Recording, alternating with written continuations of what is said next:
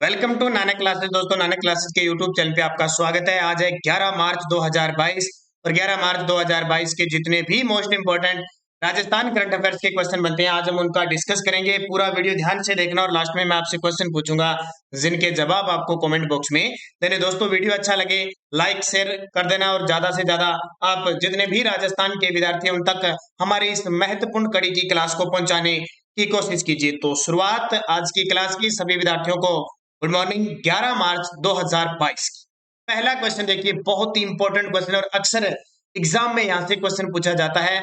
Jaipur literature festival यानी जयपुर साहित्य महोत्सव में वेद विज्ञान उपनिषद ग्रंथ का विमोचन किया गया। यह किसके द्वारा रचित है? बहुत ही खास महत्व का यह ग्रंथ है, वेद विज्ञान उपनिषद। कौन सा? वेद विज्ञान उपनिषद ग्रंथ का विमोचन किया गया। यह किसके द्वारा रचित है? तो यह है गुलाब कोठारी। बहुत ही चर्चा का नाम है, बहुत ही प्रसिद्ध नाम है हमारे राजस्थान में, गुलाब कोठारी, जिनकी पुस्तक है वेद विज्ञान उपनिषद। इस ग्रंथ का जयपुर लिटरेचर फेस्टिवल में क्या किया गया? विमोचन किया गया। तो देखिए, वेद विज्ञान अध्याय तत्व विज्ञान अध्याय व पत्रिका समूह के प्रधान संपादक गुलाब कोठारी द्वारा रचित ग्रंथ वेद विज्ञान उपनिषद का जयपुर लिटरेचर फेस्टिवल में प्रमुख कलाकार, लेखक व फिल्म निर्देशक कौशिक राय ने ग्रंथ का विमोचन किया।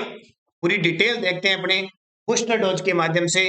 जयपुर लिटरेचर फेस्टिवल ZLF 5 से 14 मार्च 2021 तक साहित्य के महाकुंभ जयपुर लिटरेचर फेस्टिवल का आयोजन होटल क्लार्क्स आमेर में किया जा रहा है। ये 22 है, अभी 21 नहीं है, थोड़ा सा मिस्टेक हो गया। 5 से 14 मार्च 2022 तक साहित्य के महाकुंभ जयपुर लिटरेचर फेस्टिवल का आयोजन कहाँ पे? होटल क्लार्क्स आमेर में किया जा रहा है। जेएलएफ का ये 15वां संस्करण इस बार डिजिटल प्लेटफॉर्म पर आयोजित किया जा रहा है। याद रखना इंपॉर्टेंट है, संस्करण कौन सा? 15वां संस्करण है। इस फेस्टिवल में 15 भारतीय भाषाओं के साहित्यकार भाग ले रहे हैं। उल्लेखनीय है कि गत 2 वर्षों से कोविड महामारी की वजह से जेएलएफ का आयोजन नहीं किया गया था, सिर्फ वर्चुअल माध्यम से ही इसका आयोजन होता है। तो 15वां संस्करण था, 5 से 14 मार्च 2022 को ये जयपुर के अंदर आयोजित किया जा रहा है। और इसके अंदर गुलाब कोठारी जी की ये पुस्तक है, ये ग्रंथ है, जिसमें ये लिखा गया है कि आज की जिंदगी में भाग दौड़ भरी जिंदगी, पैसे कमाने के लालच और इधर उधर के लक्ष्य को पार करने के लिए दिमाग कैसे इस प्रकार टेंशन में हो जाता है, कैसे उससे छुटकारा पाया जाए, ये वेद विज्ञान और उपनिषदों में, वेदों में, उपनिषदों में लिखा हुआ है। इसके बारे में चर्चा की गई। अब ऑप्शन में देखिए, विजय दानवे था, इन्हें राजस्थान का शेक्सपियर कहा जाता है, बिजी उपनाम से पुकारा जाता है। और इनकी जब भी पुस्तक की बात आए तो इनकी रचना याद रखना, बातारी फुलवारी, जो अक्सर एग्जामों में पूछा जाता है।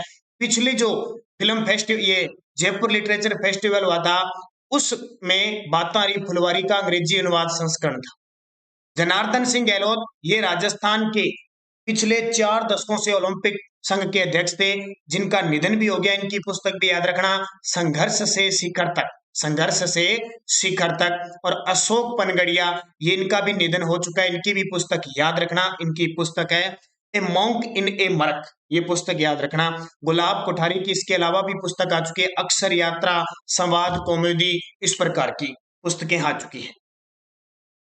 दूसरा प्रश्न देखिए, आप सब्सक्राइब करें चैनल को, बेल आइकन का घंटा दबाएं, लाइक शेयर कर देना और हमारे ऐप को डाउनलोड कर लेना। Nanak classes Google play store पे आपको मिल जाएगा इंस्टॉल करके। और उसमें राजस्थान पुलिस के लिए टेस्ट मॉडल पेपर चल रहे हैं और टेस्ट सीरीज चल रही है। सबसे बड़ी बात देखिए, कल मैंने आपको टेलीग्राम पे डाल दिया शेड्यूल, जब आपका पेपर होता है तब तक पूरे कोर्स को, राजस्थान पुलिस के पूरे कोर्स को कवर करवाया जाएगा।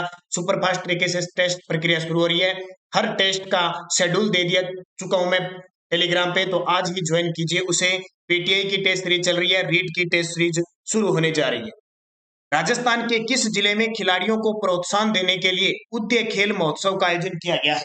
राजस्थान के किस जिले में खिलाड़ियों को प्रोत्साहन देने के लिए उद्य खेल महोत्सव का आयोजन चित्तौड़गढ़ किया था? कहां पे? चित्तौड़गढ़ में। तो 26 फरवरी 2022 को राजस्थान के चित्तौड़गढ़ जिले के निम्बा हेड़ा में खिलाड़ियों को प्रोत्साहन देने व खेल प्रतिभाओं को आगे लाने के मकसद से शुरू किए गए 7 दिवसीय उद्य खेल महोत्सव का आयोजन किया गया? ये इंपॉर्टेंट क्वेश्चन है, इसको अच्छे तरीके से पढ़ लेना, क्योंकि कई बार क्या होता है पीछे प्रश्न छूट जाते हैं। जैसे 26 फरवरी से स्टार्ट हुआ था तो अगले 7 दिन का, तो वो क्वेश्चन भी हम क्लियर करेंगे। तो 26 फरवरी 2022 को राजस्थान के चित्तौड़गढ़ जिले के निम्बाहेड़ा में खिलाड़ियों को प्रोत्साहन देने के लिए, तो ये पेपर में आ सकता है, उद्य खेल महोत्सव का आयोजन कहाँ किया गया? चित्तौड़गढ़ में। तो ये चित्तौड़गढ़ जिला, जिसकी आकृति इल्ली के समान है, इसके दो भाग है, एक इधर प्रतापगढ़ की साइड है और एक इस साइड है भैंसरोडगढ़ का क्षेत्र, तो दो भागों में बंटा हुआ है चित्तौड़गढ़ जिला।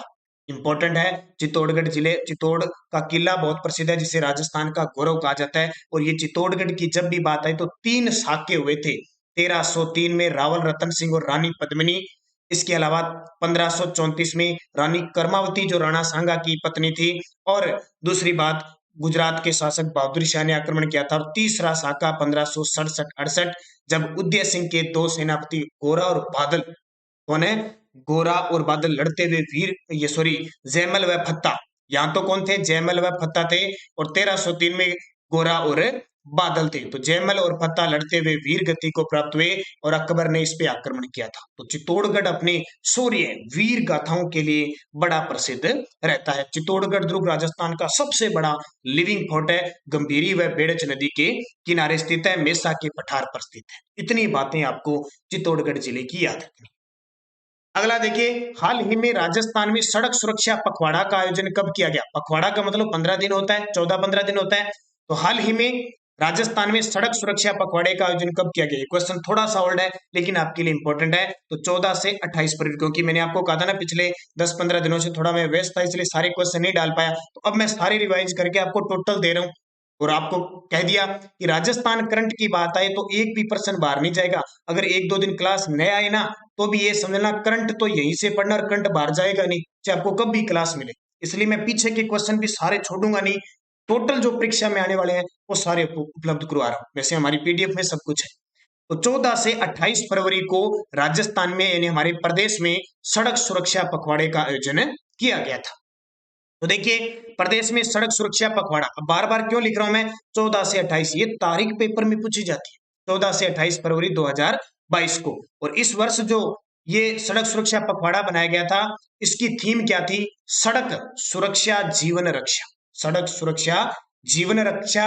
और जब भी बात आई सड़क सुरक्षा की, तो अभी हाल ही में सरकार ने 2022-23 के बजट में एक तो ये घोषणा की है कि सड़क दुर्घटना पर होने पर सरकार के द्वारा उस दुर्घटनाग्रस्त को 5 लाख रुपए की बीमा राशि दी जाएगी।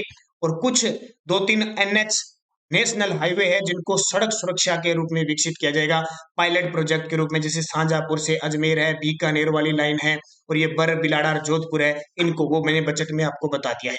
और पिछली साल सरकार ने मुख्यमंत्री चिरंजीवी सड़क दुर्घटना योजना एक शुरू की थी, जिसके तहत अगर कोई व्यक्ति सड़क दुर्घटना हो जाती है और उस व्यक्ति को तुरंत प्रभाव से अस्पताल पहुंचाता है, उसे 5,000 रुपए की राशि दी जाएगी। और जब सड़क सुरक्षा की ओर बात आए तो राजस्थान में ये जो परिवहन विभाग है उसका नाम बदलकर सड़क व सुरक्षा विभाग कर दिया। इतनी बातें आपको याद रखनी है, इंपॉर्टेंट है। अगला, हाल ही में राज्य की नई आबकारी नीति कब जारी की गई? ये भी चर्चा का विषय रहता है। हाल ही में राज्य की नई आबकारी नीति कब जारी की गई? तो 5 फरवरी 2022 को। और आबकारी विभाग किसके पास है? खुद मुख्यमंत्री अशोक गहलोत जी के पास है। तो राज्य की नई आबकारी नीति कब जारी की गई? 5 फरवरी 2022 को। तो देखिए पूरी डिटेल क्या होती है आबकारी नीति। बहुत सारे विद्यार्थियों को तो आबकारी का पता नहीं होता है, कई इसके शौकीन होते हैं, उनको सबको होता है। 5 फरवरी 2022 को राज्य की नई आबकारी नीति जारी की गई है। इसमें विगत वर्ष जिन्हें लॉटरी से दुकान आवंटित हुई, अब उन्हें दो और वर्ष का मौका दिया गया, जिन्हें लॉटरी से आवंटित हुई थी। नई आबकारी नीति के अनुसार लाइसेंस धारक लाइसेंस को 2 वर्ष के लिए रिन्यू करवा सकेंगे। इस प्रकार मौजूदा शराब दुकानों के लाइसेंस धारकों को अलग से आवेदन करने की जरूरत नहीं होगी। नई आबकारी नीति में अब शराब की कंपोजिट दुकानों का प्रावधान किया जाएगा। आबकारी से समझ गए ना नाम किसका आ गया। दुकानों की संख्या प्रदेश भर में पहले की तरह 7,665 ही रखी है। होटल बार के लिए 5 साल के लिए लाइसेंस लेने पर फीस में 20% छूट देने का प्रावधान भी किया गया है। यानी जो होटल बार होते हैं वहां इसके लिए 5 साल के लिए अगर लाइसेंस लेते हैं तो फीस में 20% की छूट होती है। तो ये आपकी राज्य की नई आबकारी नीति तारीख 5 फरवरी 2022। शायद पहले, अब देखो हमने पिछले प्रश्न नहीं पढ़े थे, अब पढ़ रहे हैं शायद। अगला, राज्य सरकार ने प्रदेश में सभी श्रेणियों के लिए न्यूनतम मजदूरी की दरों में कितने रुपए प्रतिदिन बढ़ाने का निर्णय लिया है? लगा लेना स्टार। आर्थिक समीक्षा में एक क्वेश्चन आएगा कि राज्य सरकार ने प्रदेश में सभी श्रेणियों के लिए न्यूनतम मजदूरी की दरों में कितने रुपए प्रतिदिन बढ़ाने का निर्णय ले लिया? 7 रुपए। कितने? 7 रुपए बढ़ाने का निर्णय ले लिया। पूरी डिटेल देखो। 1 फरवरी 2022 को राज्य सरकार ने प्रदेश में प्रत्येक वर्ग के लिए न्यूनतम मजदूरी की दरों में 7 रुपए प्रतिदिन बढ़ोतरी करने के प्रस्ताव को मंजूरी दे दी। अब क्या है देखो, अब 7 पहले वाला अगर आपको याद है तो 7 जोड़ते जाओ। जैसे अकुशल श्रमिक को पहले 252 देते थे, अब 259 देंगे। अर्ध कुशल श्रमिक को पहले 264 रुपए मिलते थे, अब 271 मिलेंगे। कुशल श्रमिक को पहले 276 मिलते थे, अब 283 रुपए मिलेंगे। और उच्च कुशल श्रमिक को पहले 326 रुपए मिलते थे, अब 333 मिलेंगे। कितने जोड़े हैं? 7 जोड़े। यह है प्रतिदिन का। मंथली अगर पूछे पेपर में तो उसको 30 से गुणा कर देना, ध्यान रखना, थोड़ा दिमाग लगा लेना।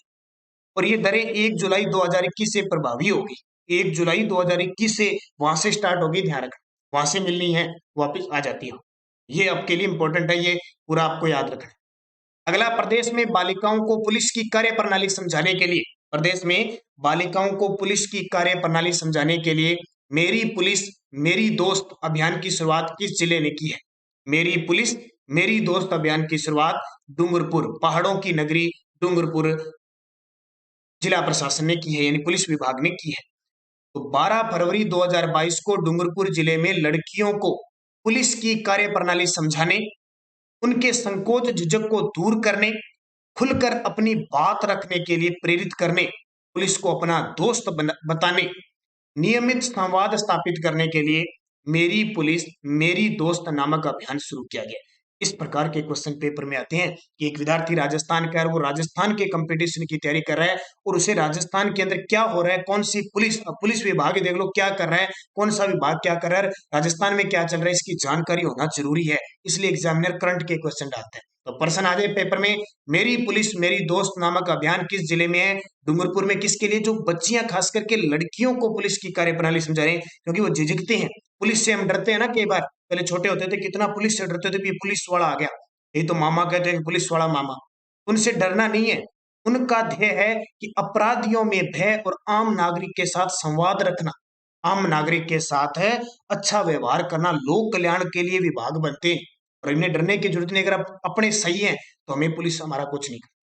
तो पुलिस को अपना दोस्त बताना, नियमित संवाद स्थापित करने के लिए मेरी पुलिस मेरी दोस्त नामक अभियान शुरू किया गया है। यह अभियान प्रत्येक शनिवार को जिले के 16 थानों में चलेगा, जिसके तहत अलग अलग विद्यालय की कक्षा 9 से 12वीं तक की छात्राओं को थानों की विजिट कराई जाएगी। ये बहुत शानदार है। बात आती है डूंगरपुर की। क्या बात है डूंगरपुर की, जब भी बात करें नाम याद रखना, नवाटापुरा गांव है। नवाटापुरा गांव में धाम बना हुआ है, बेणेश्वर धाम है, जहां माघ पूर्णिमा को बहुत बड़ा मेला लगता है, आदिवासियों का कुंभ कहते हैं। इस बेणेश्वर धाम को स्थापित करने का श्रेय जाता है संत मावजी को। किसको? संत मावजी। वही संत मावजी जिनका जन्म साबला ग्राम डूंगरपुर में हुआ और जिन्होंने निष्कलंक संप्रदाय चलाया था, और जिन्होंने ग्रंथ लिखा, चोपड़ा ग्रंथ लिखा था। और इस चोपड़े ग्रंथ में इन्होंने कहा था तृतीय विश्व युद्ध की भविष्यवाणी की हुई है। ये ध्यान रखना इस चोपड़ा ग्रंथ में। ये बातें आपको याद रखनी है। अपने राजस्थान में सबसे ज्यादा लिंगानुपात पूछे तो डूंगरपुर का है 994। ये इंपॉर्टेंट है। अगला, यस्टरडे रिवीजन क्लास, क्या कल क्या पढ़ा था उसकी चर्चा देखो। राजस्थान ग्रामीण ओलंपिक खेलों के आयोजन में कितने खेल शामिल है? 6। केंद्रीय स्वास्थ्य एवं परिवार कल्याण मंत्रालय द्वारा राजस्थान की किन महिला वैक्सीनेटर को नई दिल्ली में सम्मानित किया गया? तो एएनएम कौशल्या और सुनीता को। अंतर्राष्ट्रीय महिला दिवस पर राजस्थान की किन महिलाओं को नारी शक्ति सम्मान 2021 से सम्मानित किया गया? तो बतूल बेगम और नीना गुप्ता। दोनों को ध्यान रखना, ये नीना गुप्ता कोलकाता की है, रहती झुंझुनू में है। बतूल बेगम नागौर में जन्म हुआ था, जयपुर में रहती है। अंतर्राष्ट्रीय महिला दिवस पर गुंजन तोती को किस विश्वविद्यालय का एक दिन का कुलपति बनाया गया? तो गंगा सिंह विश्वविद्यालय बीकानेर। और सिक्कर की गीता समोता ने कोस्को चोटी पर तिरंगा फहराया। यह चोटी किस महाद्वीप में है? तो ऑस्ट्रेलिया में। और हाल ही में प्रदेश के किस जिले में ऑपरेशन अस्मिता चलाया गया? बूंदी में। और centre for excellence for millets की स्थापना कहाँ की जाएगी? जोधपुर कृषि विश्वविद्यालय जोधपुर में। तो ये आपका एक बार फिर रिवीजन हो गया। ये रिवीजन संडे के दिन भी होगा, ये रिवीजन मंथली के दिन भी होगा। तो लगातार रिवीजन ही रिवीजन होगा। पीडीएफ हमारी टेलीग्राम पे आपको रोज शाम को प्राप्त हो जाती है। Telegram Nanak classes Rajasthan join कीजिए और वीडियो के डिस्क्रिप्शन में लिंक है, वहां से भी ज्वाइन कीजिए। अब पिछले वीडियो का क्वेश्चन पूछा था 31वां बिहारी पुरस्कार राजस्थान के किस प्रसिद्ध लेखक को दिया जाएगा?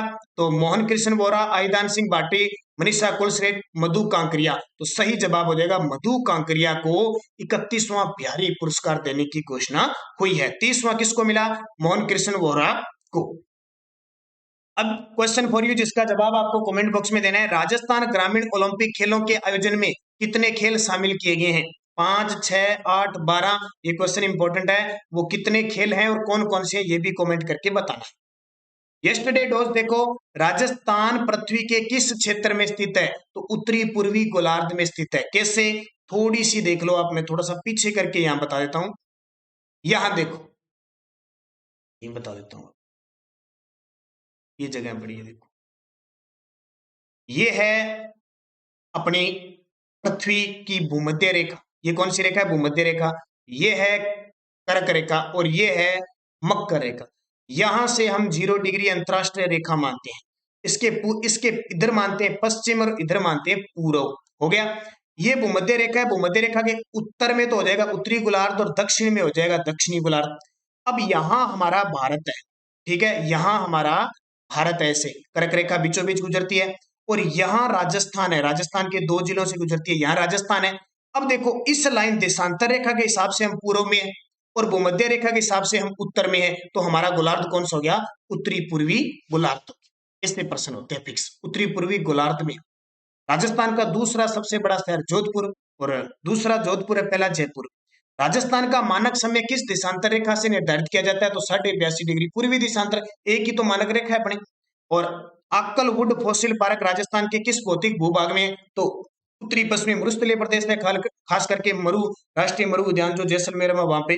और राजस्थान का वह जिला जिसकी सीमा गुजरात व पाकिस्तान से लगती है तो बाड़मेर है, ठीक है। बाड़मेर की सीमा पाकिस्तान से लगती है, इधर इधर गुजरात से लगती है।